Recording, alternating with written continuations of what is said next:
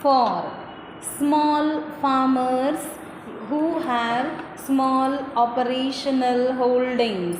Appropriate schemes have to be launched if encouraged to adopt improved techniques and provided with necessary supplies of agricultural inputs including credit.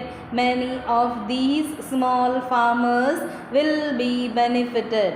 An attempt in this regard is the setting up of the Small Farmers Development Agency as recommended by the All India Rural Credit Review Committee in selected areas of the country.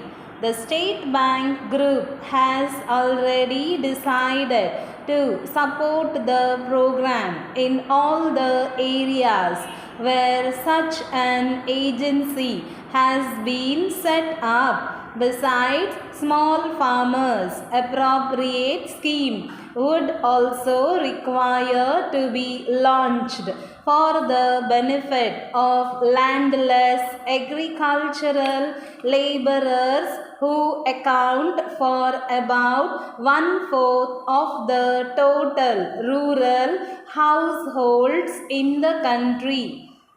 A few schemes are being implemented by us on an experimental basis to supplement the incomes of this class of farmers.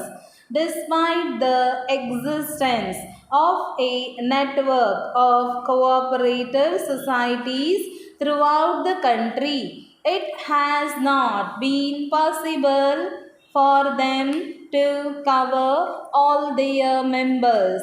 Commercial banks have entered the field of agricultural finance mainly to supplement the efforts of the cooperatives and not with a view to competing with them for the available business. Number of steps have been started by us to avoid competitions with the cooperatives. As one of the measures, interest on agricultural advances is charged by our officers generally at 0.5% higher than the rate charged by the cooperatives locally on similar advances. There is also need for greater coordination between the commercial banks and the cooperative in the field of agricultural finance. Commercial banks could make maximum use wherever possible of the cooperative network which enjoys certain advantages. It is in this light that one has to view the recent experiment started by the Reserve Bank of India for the financing by commercial banks of primary agricultural credit societies located in areas where the central cooperative banks are organizationally and financially weak. During the ensuing Kharif season, the State Bank Group will finance over 1 lakh farmers through about 1,000 such societies. Apart from filling the credit gaps in agriculture, the experiment is also expected to give new energy to the societies taken up by the banks for the purpose of providing assistance. The test of viability is as important in agricultural finance as in other areas of business. The eligibility of farmers for bank finance and the amount of loan must necessarily be determined with reference to the production plan and the repaying capacity of the farmers and not merely related to the value of the land or other tangible security which the borrower can offer. This does not, of course, mean that the security aspect should be ignored.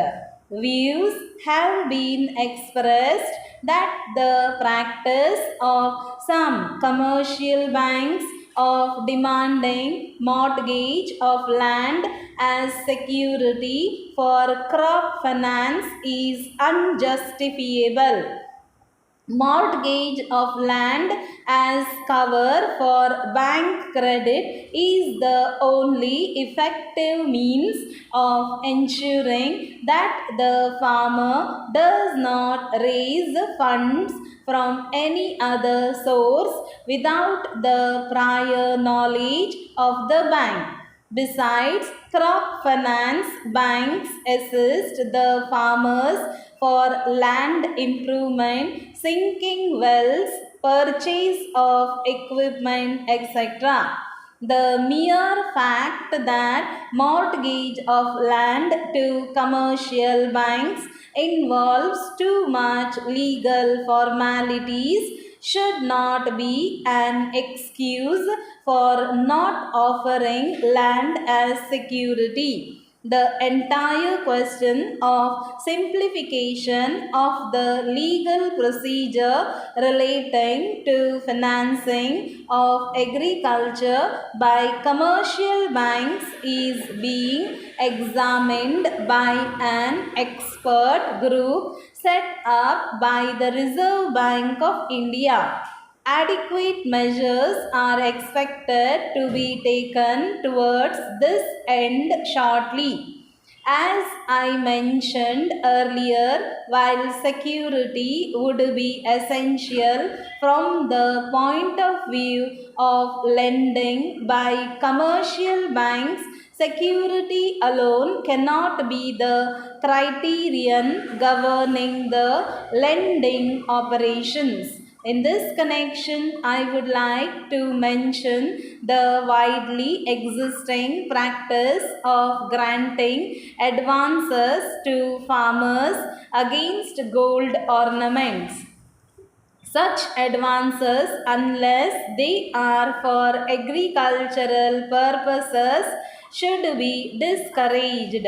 Where such advances are intended for financing agriculture, it would be necessary to subject the proposal to the usual test of viability. According to my vast experience, there is no great justification in relaxing the usual test of viability even in such cases.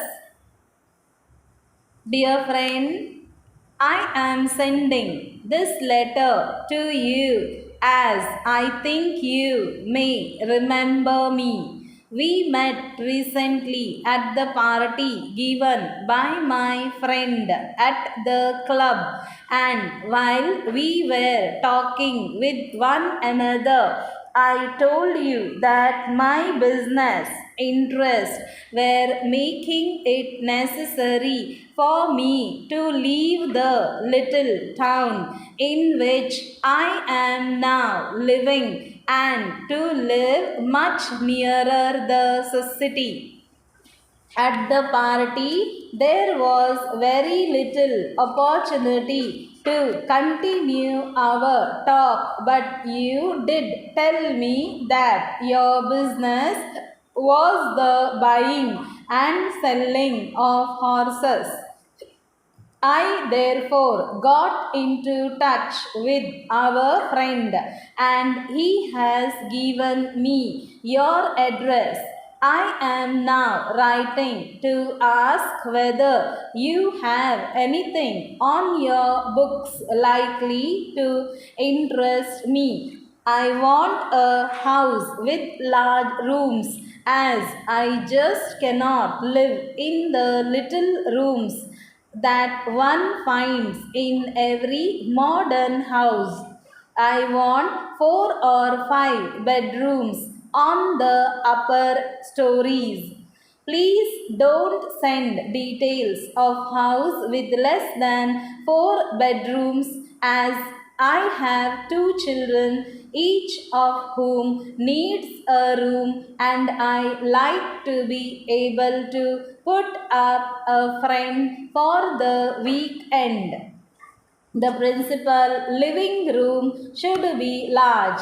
The second one for taking meals could be smaller. I do not want a house with only one living room.